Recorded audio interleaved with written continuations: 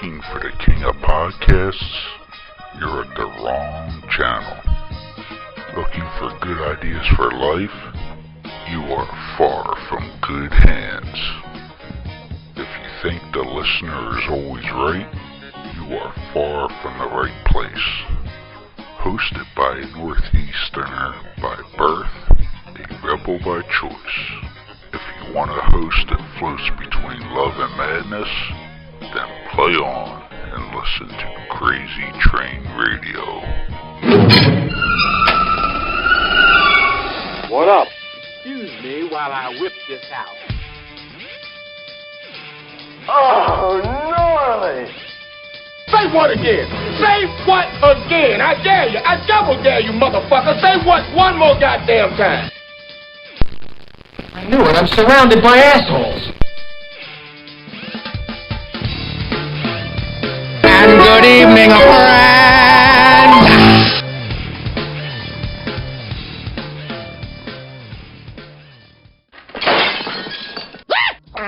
With over 30 years of experience and a superb reputation for being a detail-oriented company, Lacey Cleaning has some of the highest work standards in the cleaning business.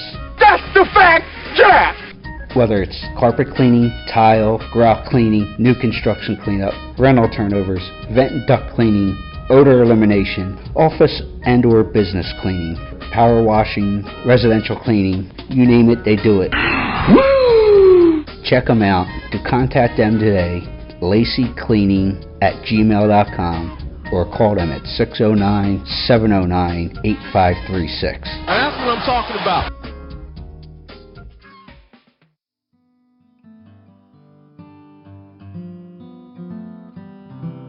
Are you annoyingly even keel? E-methamine could be right for you. I have a disease, alright? I need help! E-methamine lets you get gagged up on whoop chicken parts without yellowing one's teeth.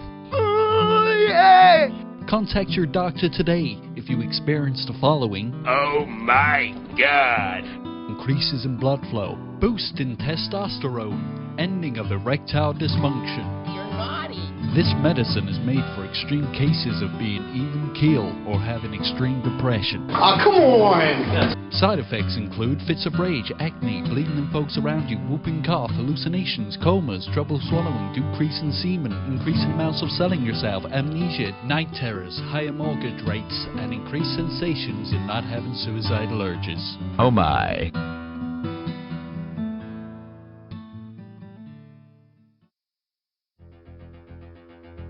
Macho man. Yeah, you looking at me, don't you look real sweet? Easy, Rod. You know something? Just ignore the guy, There was a time in my life that I almost looked up to you. You were the Intercontinental Champion. You were the World Wrestling Federation Heavyweight Champion at one time. I almost envied you. But you know what? I'm looking at you, and I'm thinking to myself, here's a man that used to be a real man. Ignore But him. obviously he's grown a little soft, hiding behind the Just skirt ignore of a him. woman. Easy, Mud.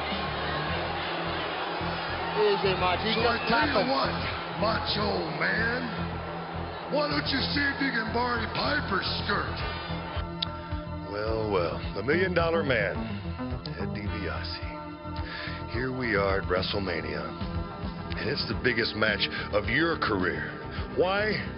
Because everything you stand for is on the line, namely the $1 million belt. Oh yeah, it can be yours once again. You see, all you have to do to get it back is go through Damien and me. But you see, Damien and I don't forget. We remember all the times you made people grovel for your money. These were people far less fortunate than you.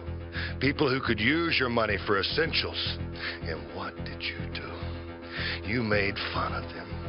You humbled them, and you humiliated them. Well, now it's my turn. I'm going to make you beg, DiBiase. You are going to get down on your hands and knees. This time, you'll be the one that's humbled. This time, you'll be the one that's humiliated. And this time, you will be the one that grovels for the money. And how appropriate that the money you grovel for is your very own. A victim of your own greed, wallowing in the muck of avarice. You gotta be kidding me! Are you kidding me? I see the ghost. John, Jake the Snake Roberts.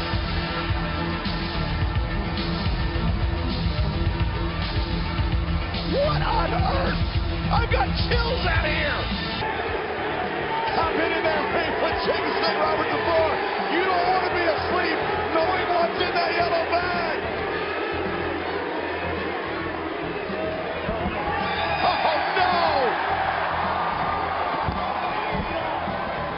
We're going old school. We're really going old school. Oh, get ready, folks. Get ready. Oh, my God. Oh, no. The new and improved Damien. Oh, God. Somebody call PETA. Oh, my Lord.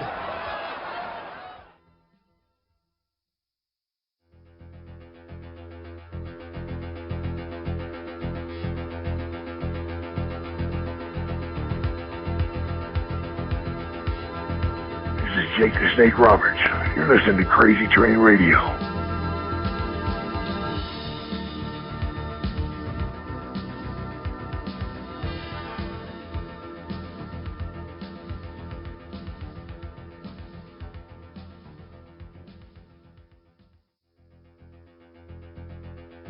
The guest on the line now is known for his intense and cerebral promos, very dark charisma, and extensive use of psychology. If you were to look up the word psychology, not just for the wrestling business, but psychology in general, this man would be on the top of the list for really extensive use of this field of expertise. The man on the phone now is Jake the Snake Roberts. Jake, how are you? I'm doing great, man. Well, first question for you I have is, and everybody knows your story, everybody knows the resurrection of Jake the Snake, yada, yada, yada. My question is, in 2019 here, we're talking first week of July, get ready to be the 4th of July. How is Jake doing today? Doing freaking great, man. Better than ever. So happy with the way my life has gone in the last 7.5 years, and being sober and clean.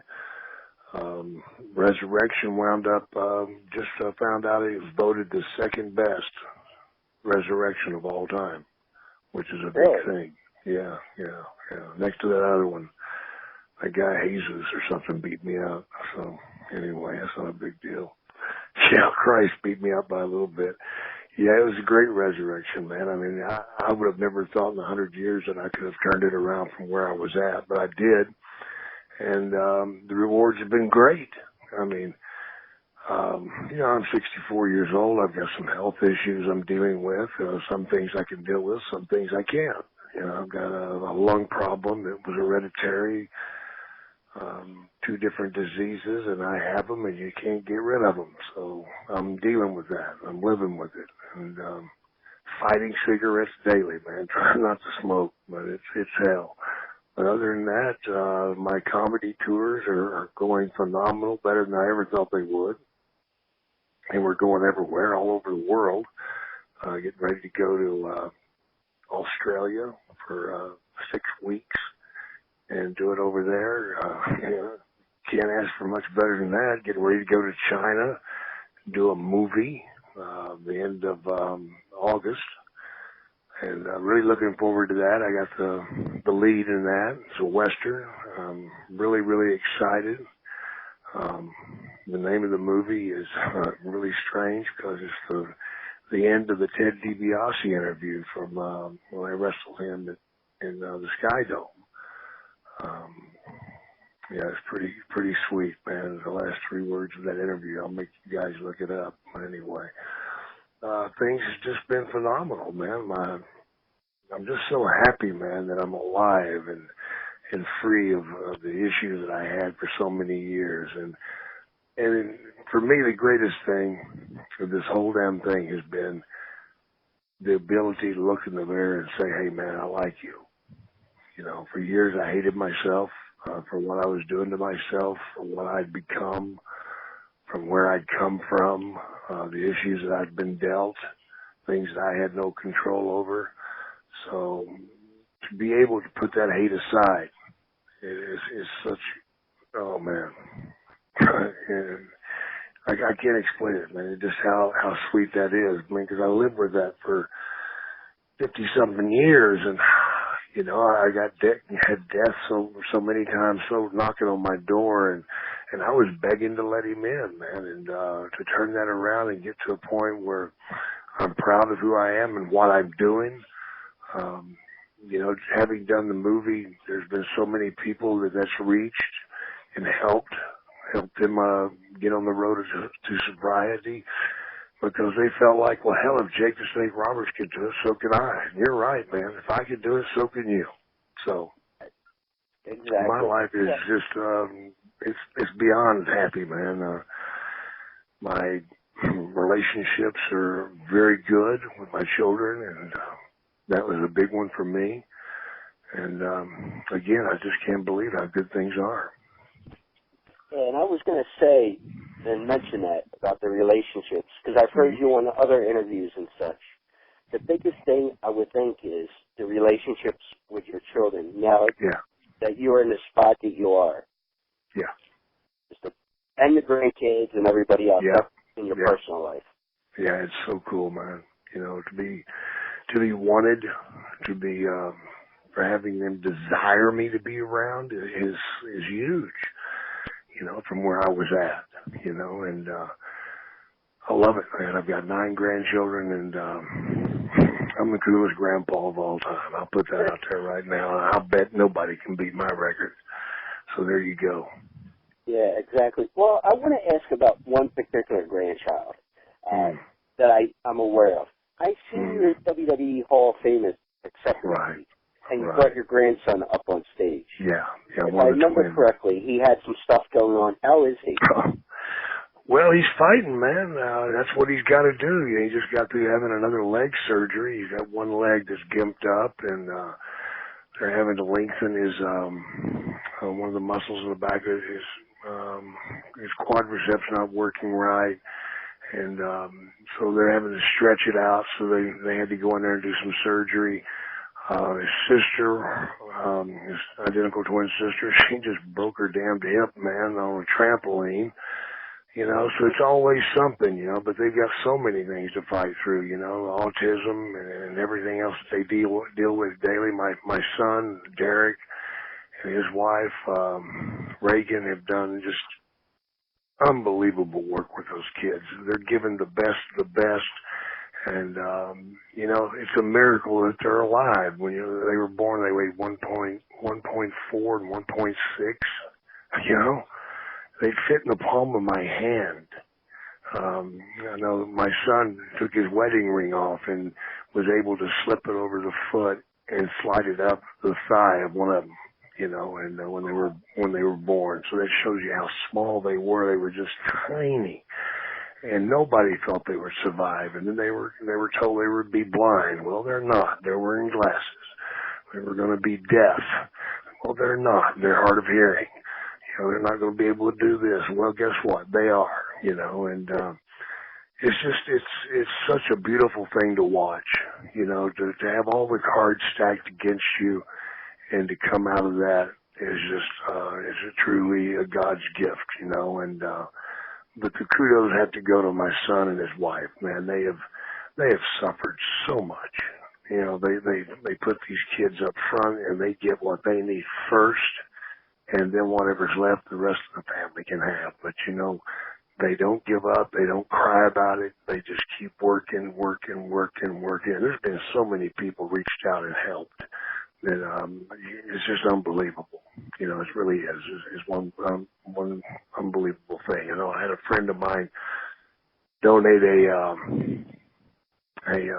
some memorabilia from Babe Ruth that wound up getting $6,000 for it. You know, he gave it to him to sell, to help raise money for the kids, and you know, that was just so cool. There's been so many other people, you know, reach out and help too. But it's a daily fight for them. I mean, you know, they're 6 years old now, and I mean, this is so crazy when you think about it. They had to go into the hospital for a month each and be taught how to chew and eat food, because for so long they were fed through a tube that it was a big thing. In fact, the girl still doesn't have it down. She's still being fed through a tube about 80% of the time. And but to have to go into a hospital, it's like $25,000 each to put them in a hospital for a month to try to teach them how to eat and swallow. You know, because the first thing they just wanted to swallow it whole. You can't do that. You got to chew it. So they didn't understand the whole process, and that's something we all take for granted. You know, something so simple. But, you know, with all the things they have against them, man, it wasn't simple. It was very hard for them to learn. And, like I said, the girl's still struggling with it, but, you know, prayer helps, man. Prayer and patience. You know, you hope for the best for those kids, you know, and I mean that, Jay. Yeah, man. I appreciate that, bro.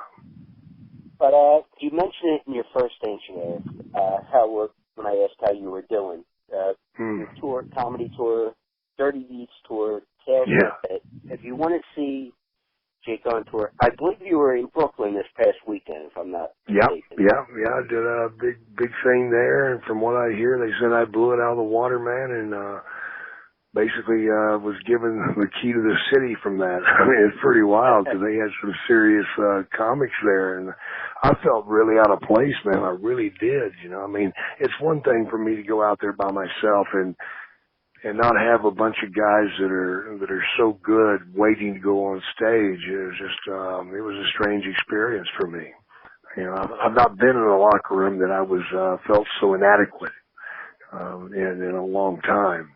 Maybe back when I first started wrestling, I felt like that, but this was tough to handle. And I actually got nervous there for a little bit, and well, I wound up shaking it off. I was there for 2 shows, and the second show I felt really good about. Yeah, but if you want to see the dates on it, and I know Jake's not the most tech person, so I got this. No, I'm not. Yeah, and that's no bad thing. JakeTheSnakeRoberts.com. Check out the tour dates and all there. But, you know, that makes me wonder as far as the nerves and stuff. And you said you got through it and all. But is that a good thing that gives you like a hyper focus to know what you're going to try to accomplish out there on stage? Well, you know, again, I go at it differently. I mean, these guys worked for years on developing their jokes and stuff. Well, I'm not doing jokes, man. I'm just going out there and telling you about an experience that I had, a moment that I had in the locker room, or something that happened at the hotel, or something that happened maybe in the strip joint, or in the car, or even in the ring. And these are all true things that happen. And so I go out there and deliver them. You know, I wrestled for 36 years, so I've got a lot to pull from.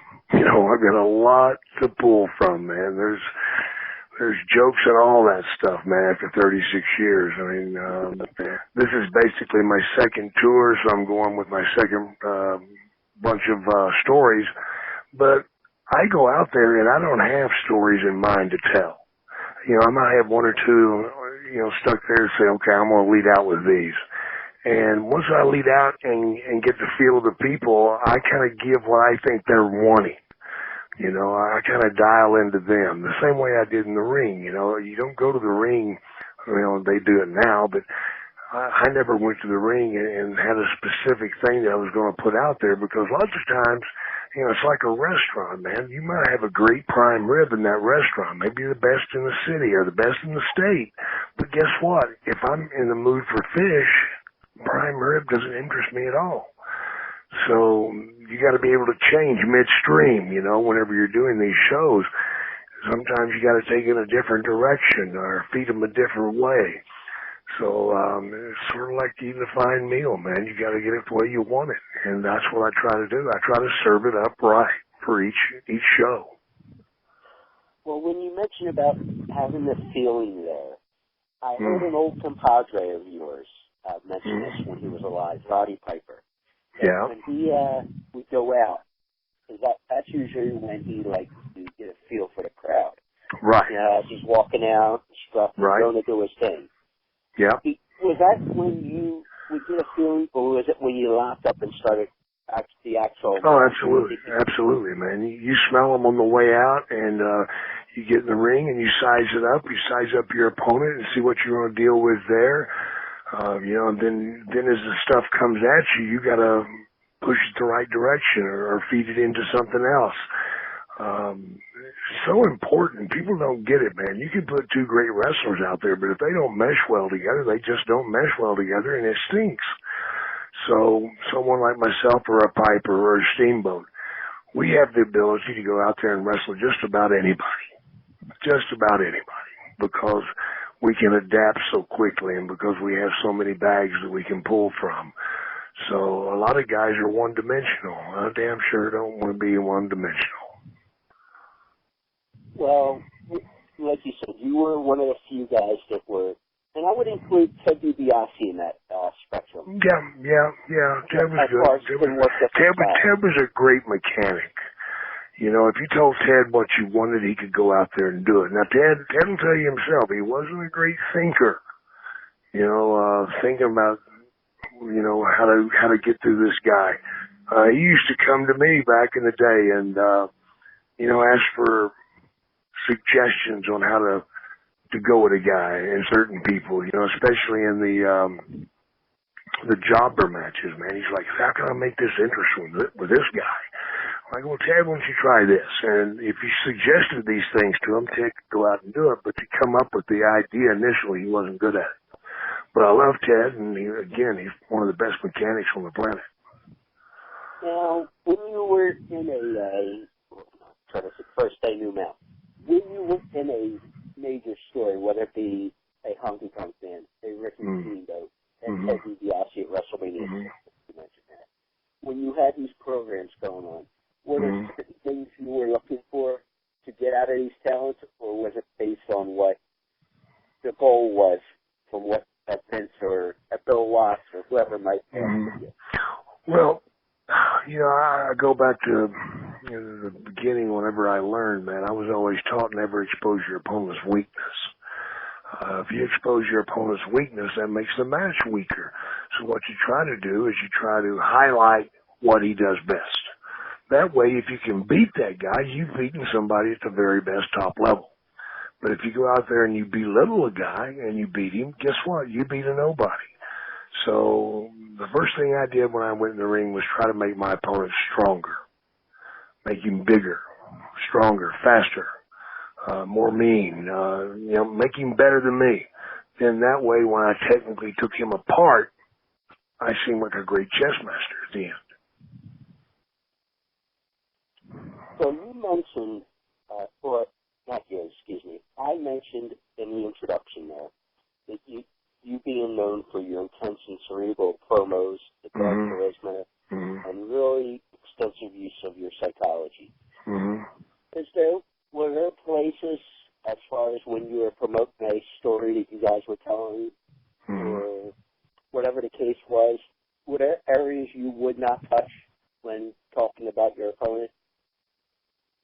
About what are you talking about? You talking about areas? When I say that, and I'm going to refer to Piper again, and I just recently got done rereading his books. I remember him saying in the books that I would not, I won't talk about a guy's family, or I won't talk about absolutely. a guy's age. No. See, that's stupid. You call a guy old and this, that, and the other. You belittled him, man. You don't want to do that. You want to make him bigger than you, better than you. That way you beat somebody. That's all people make that mistake. They get on the microphone and say, he's too old, he's a has-been, this, that, and the other. Well, guess what? If you beat that guy, all you beat was a has-been, you know? So that's not real smart, you know? So again, you want to raise them Raise them. Well, I recently heard you on Joe Rogan's podcast. Mm-hmm. A very entertaining interview. And Yeah. two things that I found interesting on that. Well, one was funny when you said you had a short face, pretty deaf. That's for sure.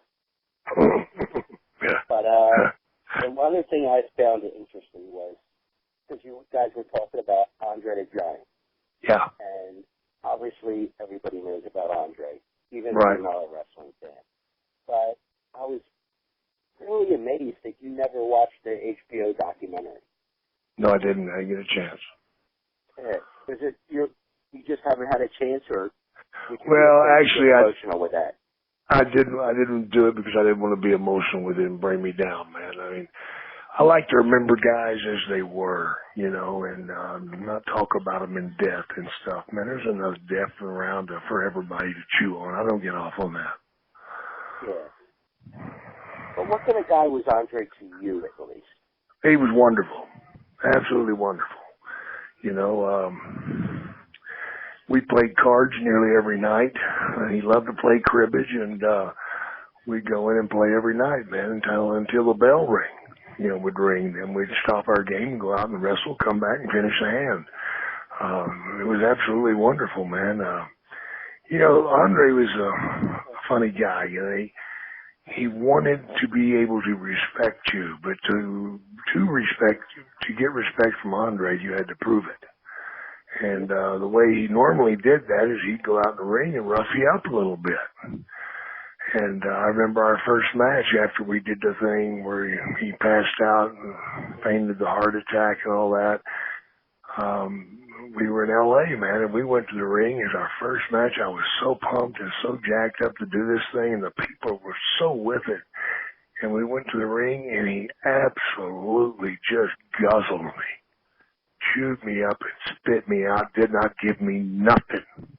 Everything I tried, he'd block and just crush me. And after the match, I went to the locker room. I can't believe I did it to this day. But I went to the locker room and screamed at that man, "You big son of a bitch, what the hell was that? That was absolute crap, man. If wrestling is going to be like that, man, you can have it. I don't want it. I thought we were going to go out there and have a match, man. Instead, you just crushed me. Well, guess what? That ain't no big deal." You know? And he looked at me and smiled. He says, "Okay, we're good now." You know, and that was it. After that, we went out and he gave me more than enough to make your match right, and we had a blast. Well, that's good, because your name comes up when it comes to Andre, at least what I've heard from some of the stories, that, like you said, Andre will eat you up if you didn't, fight back or defend yourself or whatever. Right. But you said, I find that interesting that it was just you approaching him in the back and having that conversation. Right. With him. Right. Not many people have done that. I can't think of one. Just me. Yeah. I was stupid. But think about it. At the end of that story, he's like, "Okay, cool," and where you guys went from there. Yeah. It was great, man. Yeah, because I've also heard of other stories where, like, there would be part-timers back in the territory days and such. Mm-hmm. Like guys, let's say, you mentioned earlier, in jobber matches. Mm-hmm. Like an Iron Sheik or this one or that one would eat the jobbers up who were just trying to earn a paycheck for their family. Andre also didn't appreciate that and would handle his business with those guys in the ring. I don't know. I can't say. I didn't see it. I know this, that the Iron Sheik and Macho Man, he ate those guys alive. I mean, Macho Man was scared to death of him, and rightfully so. I mean, Hogan was scared to death of him right before their match at WrestleMania 3, because Andre refused to tell him if he was going to let him win or not. Maybe we just fight for it. What the hell are you going to do now? I know what I'm doing. I'm not going out there, brother. I don't give a shit if there's 93,000 or not. If I've got to fight Andre the Giant in the shoot, forget about it. What the hell are you going to do with a guy that bad? that big. Yeah, nothing. You can't do nothing, man. I've tried. I used to tell people the most frustrating thing in the world is when you're trying to kill somebody and they don't even realize you're trying to hurt them. And that's the way it was. All right. Well, I have one more question for you. Then we'll get an ID from you. You brought it up there, WrestleMania 3. My final question is, because you came out with Alice Cooper, and he was big into the snakes. You beat Jake the Snake. Right. What was it like dealing with Alice Cooper at a big event like that? It was absolutely wonderful, except for the trip to the ring. On the way to the ring, he was trying to pass out on me. He said it was just too much of a rush because they put us on that scissor lift and shot us up in the air. And, you know, this guy's used to being on stage where he was in command, but all of a sudden he's just going to stand there and act a part. And I remember he was sliding down my shoulder and just scratching the hell out of me. I'm like, what are you doing? He's like, too much rush. And I talked to him about it after the match, and he said, man, he just didn't have control. He didn't feel he was in control, and when he didn't feel that, that's when he started hyperventilating. But it was a hell of a rush, man, to go to that ring with 94,000 people screaming. You know, I mean, I felt like my skin was crawling. It felt like my hair was growing. My eyeballs were itching. I mean, the feelings I had, man, were incredible. And it was just a wild, wild moment, man. All right, bro. Thank you very much, man. Thank you so much. And if you guys want to check out his tours, the Dirty Deeds Tour, JakeTheSnakeRoberts.com.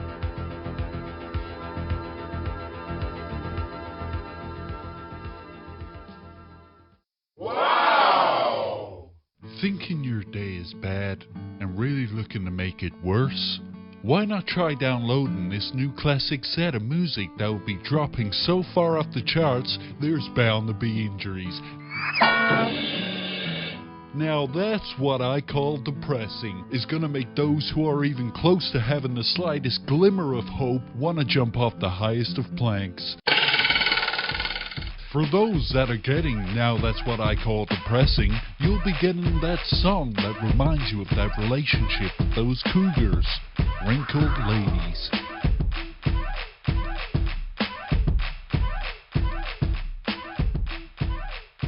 For those who weren't really into cougars, but those who had that special friend whilst in Cell Block 2B, we got for you this clusterfuck that will put you in therapy for years to come. With cheeks wide open.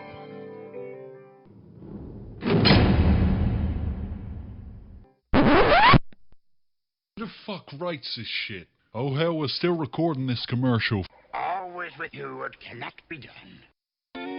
Those that rather have it out than in. This loaded hit will be dropping soon, farthing in the USA. For those who place their order by calling or ordering online, the next 100 folks will receive their choice of either a noose of good quality that won't snap, an installation of a new outlet next to your bathtub so you can now blow dry your hair in a full tub.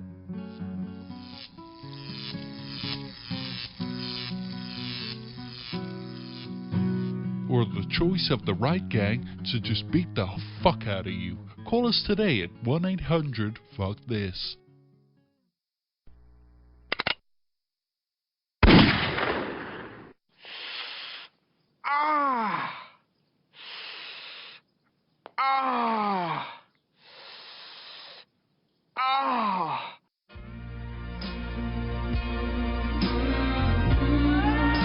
Hey, this is Bruce Pritchard, and you're listening to Crazy Train Radio, and don't ever forget, I love you.